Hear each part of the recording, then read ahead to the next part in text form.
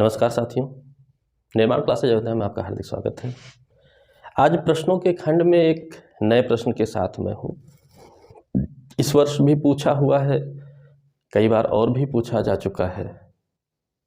Books में factual चीज़ें मिलती हैं, कहीं भी एक साथ एक जगह पर पूरा कहानी नहीं मिलता है। तो क्या इतिहास रहा है सिक्किम के संदर्भ में, उसको आज हम पढ़ेंगे। इस वर्ष प्रश्न आया है आपका, सिक्किम का विलय भारत में किसने किया था। ठीक, विलय की बात की जाए तो स्वतंत्रता पश्चात भी चर्चा में आएगा।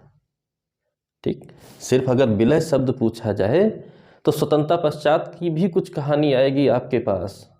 अंतिम हिस्से में 1974-75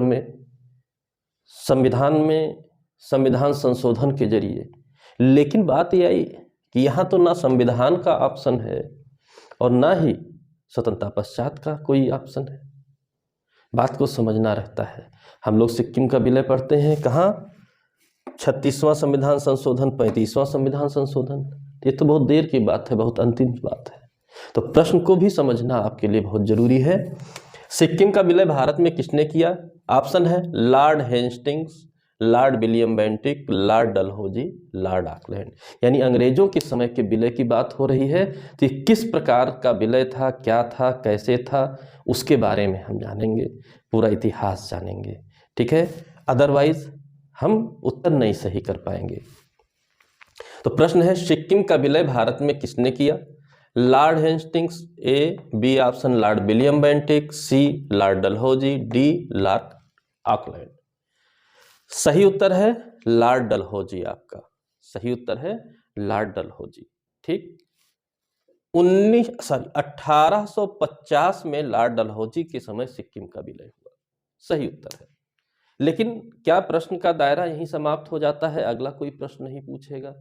तो उत्तर नहीं, आगे भी बहुत सी बातें आपको जाननी है और इस प्रश्न के बहाने हम सिक्किम के बारे में पूरा जान सकते हैं। कम से कम इससे पहले का इतिहास नहीं, लेकिन 1850 के बाद का इतिहास जानना जरूरी है। ठीक है, उससे पहले इन ऑप्शनों पर विचार कर लें। इन ऑप्शनों पर जब विचार करते हैं तो Lord Hastings, Lord William Bentinck, Lord Dalhousie, Lord Auckland, इन लोगों का नाम दिया हुआ है। तो हम देखते हैं कि कौन कब रहा भारत में गवर्नर जनरल के रूप में। तो लॉर्ड हेस्टिंग्स रहे हैं 1813 से 1823, 1813 से 1823 तक। ठीक है, लॉर्ड विलियम बेंटिक आपके रहे हैं 1828 से 33 तक, 1828 से 33 तक। लॉर्ड डलहौजी की बात करें तो 1848 से 56 तक रहे,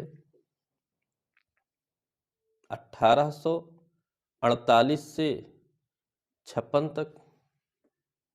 और लॉर्ड ऑकलैंड की अगर हम बात करें तो 1836 से 1842 तक रहे, 1836 से 1842 तक रहे।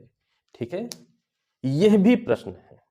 आने वाले प्रश्नों में पीछे भी आए हुए हैं, कार्यकाल भी आपके प्रश्न है। 4 ऑप्शन के बहाने आपने देखा कि लॉर्ड हेस्टिंग्स 1813 से 23 तक थे। ठीक है, लॉर्ड विलियम बेंटिक 1828 से 33 तक थे, लॉर्ड ऑकलैंड 1836 से 42 तक थे, लॉर्ड डलहौजी 1848 से 56 तक थे। 1850 में यदि सिक्किम का विलय हुआ तो जाहिर सी बात है 48 से 56 तक लॉर्ड डलहौजी थे, तो लॉर्ड डलहौजी के समय ही विलय हुआ। सही उत्तर होगा लॉर्ड डलहौजी। ठीक है, अब आगे की बात देखते हैं। ठीक है, क्या है, सिक्किम की जो स्थिति है वो भारत के पूर्वोत्तर में है, एक पर्वतीय राज्य के रूप में है, हिमालय की घाटियों में बसा हुआ राज्य है सिक्किम। यहां पर नामग्याल राजतंत्र द्वारा शासन व्यवस्था संभाली जाती थी। यानी कि यहाँ के राजतंत्र को का वंश कौन था? नामग्याल नाम का वंश था, राजवंश था, उसी के द्वारा शासन सत्ता संभाली जाती थी।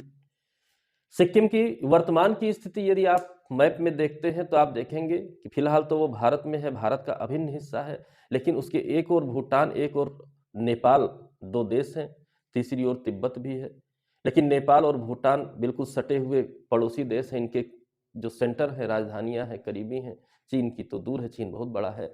तो अक्सर नेपाल और भूटान राज्यों द्वारा इस पर आक्रमण कर दिया जाता था, सिक्किम राज्य पर अक्सर आक्रमण होता था। ये अपना इतिहास के संघर्ष की बात है, उतना इतिहास फिलहाल हमें नहीं पढ़ना है। 1814 में, ठीक है, तारीखों को भी याद रखिएगा, मोस्ट इंपॉर्टेंट है, नेपाल ने सिक्किम पर आक्रमण कर दिया। नेपाल का सिक्किम पर आक्रमण हुआ, सिक्किम ने सहायता मांगी ईस्ट इंडिया कंपनी से, ईस्ट इंडिया कंपनी ने सहायता दी, परिणामतः गोरखा का युद्ध हुआ। यानी कि आपका प्रश्न आया हुआ है गोरखा का युद्ध, ठीक है, ईस्ट इंडिया कंपनी और नेपाल के बीच कब हुआ? 1814 में हुआ। कारण क्या रहा? सिक्किम पर नेपाल का आक्रमण और सिक्किम की ईस्ट इंडिया कंपनी द्वारा सहायता किया जाना। गोरखा युद्ध का अंत किसके माध्यम से हुआ? सुगौली की संधि के माध्यम से हुआ, जो 1816 में हुई। तो सुगौली की संधि भी आपका पूछा हुआ है, फिर पूछा जाएगा। यानी कि इस युद्ध का परिणाम क्या निकला? गोरखा के युद्ध का परिणाम क्या निकला? सुगौली की संधि हुई 1816 में। फिर इसके बाद ये तो सुगौली की संधि हो गई, तो ईस्ट इंडिया कंपनी और नेपाल के बीच हो गई, सिक्किम भी मध्यस्थ रहा, बीच में रहा साथ में। फिर 1817 में ही तितलिया की संधि हुई, जो कि सिक्किम और ब्रिटिश भारत के मध्य हुई। आपसी सामंजस्य बनाए रखेंगे, ठीक है, एक दूसरे की सहायता होगी, तमाम तरीके की बातें थी, वो हमसे फिलहाल नहीं मतलब है। तितलिया की संधि सिक्किम और ब्रिटिश भारत के बीच हुई, कमोबेश शांति व्यवस्था बनी रही, अपना ऑटोनॉमस स्टेटस सिक्किम ने मेंटेन रखा। लेकिन हुआ क्या? 1949 में सिक्किम की तरफ 2 अंग्रेज गए थे, डॉक्टर्स थे, सिक्किम की ओर बिना इजाजत के गए थे। किन्हीं बातों के भड़कने की वजह से, किन्हीं लोगों के द्वारा राजवंश को भड़काए जाने की वजह से सिक्किम ने इन अंग्रेजों को कैद कर लिया, 2 अंग्रेजों को कैद कर लिया। जो बात ईस्ट इंडिया कंपनी के अधिकारियों को बुरी लगी, परिणामतः डलहौजी ने आक्रमण कर विलय करवा लिया। परिणामतः इन 2 अंग्रेजों की गिरफ्तारी का परिणाम क्या निकला? डलहौजी ने सिक्किम पर आक्रमण करवाकर सिक्किम का भारत में विलय कर लिया, एक सहायक राज्य के रूप में स्थापित हो गया। यह स्थिति भी चलती रही 1849-50 से लेकर के हम पहुंचेंगे 1947 तक। बीच का कोई ऐसा विशेष, कई बातें हुई, समझौते हुए, सब कुछ हुआ, वहां से कोई प्रश्न नहीं बनते हैं। कुछ इतनी स्पेशल बात नहीं हुई कि हम इन 100 सालों में कुछ विशेष देखें। अब जो स्पेशल बात शुरू होगी भारत सिक्किम के मध्य, वो 1947 में शुरू होगी। जब 1947 में भारत स्वतंत्र हुआ तो कई सहयोगी राज्यों और सबके लिए ऑप्शन थे कि भारत में शामिल हो, पाकिस्तान में शामिल हो, स्वतंत्र स्थिति बनाए रखें, जनमत संग्रह, तमाम तरीके थे, ठीक है। तो 1947 में सिक्किम में जनमत संग्रह कराया गया और सिक्किम की जनता ने भारत में शामिल होने से इनकार कर दिया, भारत में विलय से इनकार कर दिया 1947 के जनमत संग्रह ने। फिर भी एक संधि हुई, विलय तो नहीं हुआ लेकिन एक संधि हुई। उस संधि में तत्कालिक जो हमारे प्राइम मिनिस्टर थे पंडित जवाहरलाल नेहरू जी, सरकार के अध्यक्ष थे पंडित जवाहरलाल नेहरू जी, उन्होंने संरक्षित राज्य का दर्जा दे दिया सिक्किम को और विदेश आदि मामलों की जिम्मेदारी भारत को मिल गई, ठीक है। विदेश मामले, रक्षा मामले आदि की जिम्मेदारी भारत को मिल गई और सिक्किम विशेष राज्य कहने से अच्छा है संरक्षित राज्य, यानी कि भारत आपको संरक्षण देता रहेगा, बाकी आप अपनी ऑटोनॉमस स्थिति को बनाए रखिए। इतने तक समझौता हो गया, विलय इनकार हो गया, विलय से इनकार कर दिया गया। यह व्यवस्था भी चलती रही। फिर धीरे धीरे सिक्किम में भी संवैधानिक तंत्र, अपना संवैधानिक तंत्र डेवलप होता रहा। 1953 में राज्य परिषद वहां स्थापित किया गया। राजतंत्र की जगह संवैधानिक सरकार की अनुमति प्राप्त हुई, यानी कि 1953 में सिक्किम में संवैधानिक व्यवस्था प्रारंभ हुई, सिक्किम की संवैधानिक व्यवस्था प्रारंभ हुई। परंतु नेपालियों ने विरोध किया, नेपाली नहीं चाह रहे थे और अशांति फैली रही। मतलब सामंजस्य नहीं बैठ रहा था संवैधानिक सरकार का कि शांतिपूर्ण राज्य के रूप में सिक्किम डेवलप करे, ऐसा सामंजस्य नहीं बैठ रहा था। अंतोगत्वा 1973 में, यानी कि 53 से 20 साल बाद 73 में, संवैधानिक सरकार की स्थापना के 20 साल बाद 1973 में राजभवन के सामने दंगा होता है, विरोधियों का दंगा होता है, सरकार विरोधियों का दंगा होता है, असामाजिक तत्वों का दंगा होता है, संविधान विरोधियों का दंगा होता है। सिक्किम सहायता मांगता है भारत से। 1973 में जब वहां के राजभवन के सामने दंगा होता है तो सिक्किम सहायता मांगता है भारत से। तो जब भारत से सहायता मांगता है तो भारत सहायता देने के साथ साथ 35वां संविधान संशोधन करता है 1974 में। अनुच्छेद 2A जोड़ता है, अनुच्छेद 2A जोड़ता है और सिक्किम को विशेष राज्य का दर्जा देते हुए भारत में शामिल कर लेता है। संरक्षित राज्य से विशेष राज्य का दर्जा, ठीक है, संरक्षित राज्य के दर्जे से विशेष राज्य के दर्जे तक पहुंचा।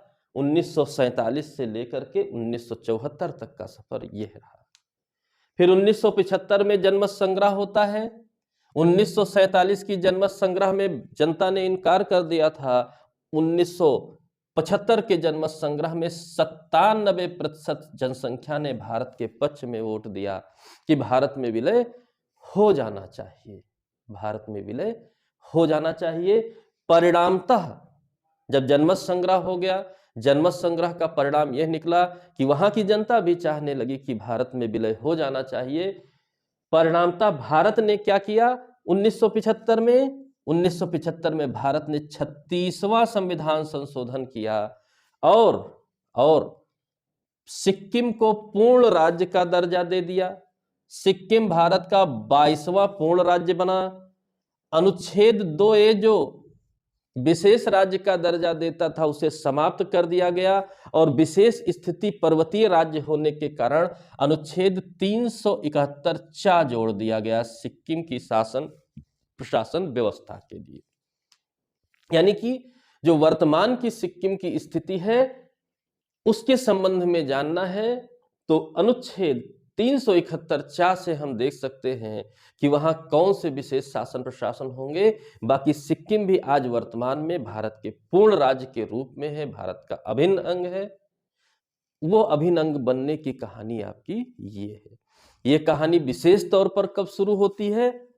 1850 में शुरू होती है लॉर्ड डलहौजी के समय, ठीक। उससे पहले आंशिक तौर पर 1814 में ब्रिटिश इंडिया द्वारा, ईस्ट इंडिया कंपनी द्वारा सहायता दिए जाने से और फिर 50 में ब्रिटिश इंडिया का हिस्सा बना ले जाने से, ब्रिटिश इंडिया के सहायक राज्य के रूप में, और 1947 में संरक्षित राज्य बना, विदेश मामला भारत के पास आया, फिर संवैधानिक सरकार की स्थापना हुई, फिर विशेष राज्य बना, फिर जनमत संग्रह ने जब समर्थन कर दिया भारत का तो पूर्ण राज्य का दर्जा दिया गया और इस पूर्ण राज्य के दर्जे के साथ 22वां पूर्ण राज्य भारत का बनता है सिक्किम। और अनुच्छेद 2A को निरसित कर अनुच्छेद 371 के अनुसार यहाँ की शासन व्यवस्था में जो भी स्पेशल जरूरत है चलाया जा रहा है। ठीक है, क्लियर है? ये थी सिक्किम राज्य की भारत के अभिन्न हिस्सा बनने की कहानी। यानी प्रश्न पूछा है भारत में विलय, लेकिन ये अंग्रेजों के समय का पूछा है और अंग्रेजों के समय से विलय को पूर्ण विलय की स्थिति में पूर्णतः जो स्थान मिला वो 1975 में मिला 36वें संविधान संशोधन द्वारा पूर्ण राज्य का दर्जा देकर के 22वें राज्य के रूप में। यानी 1850 से 1975 तक का सफर रहा, फिर सिक्किम भारत का अभिन्न अंग बना। तो प्रश्न को समझिए और आप स्वयं देख रहे हैं कि कितने आपके प्रश्न इंपॉर्टेंट हैं। इनमें से कुछ प्रश्न आए भी हुए हैं और कुछ आने की संभावना भी है। इनके आधार पर अगर हम देखते हैं तो अन्य प्रश्न जो नेक्स्ट आ सकते हैं वो भी हमारा तैयार, एक कहानी भी हमारी तैयार, माइंड में मैपिंग भी हो गई और एटलस में भी आप देख लेंगे तो स्थिति भी आपको समझ में आ जाएगी। पूर्वोत्तर में स्थित है पर्वतीय राज्य के रूप में। तो ये थी सिक्किम की कहानी। जो प्रश्न आया है उसका उत्तर और अगला जो आ सकता है उसका उत्तर, पहले के आए क्वेश्चनों का भी उत्तर इसमें समाहित है। इसलिए आपसे कहता हूं कि किसी भी माध्यम से पढ़िए, अच्छा पढ़िए, सटीक पढ़िए, नेक्स्ट क्वेश्चन पढ़िए, अपना करियर सुधारिए। ठीक है? अगले प्रश्न के साथ मैं पुनः आपके समक्ष रहूँगा। तब तक के लिए जय हिंद, जय भारत, धन्यवाद।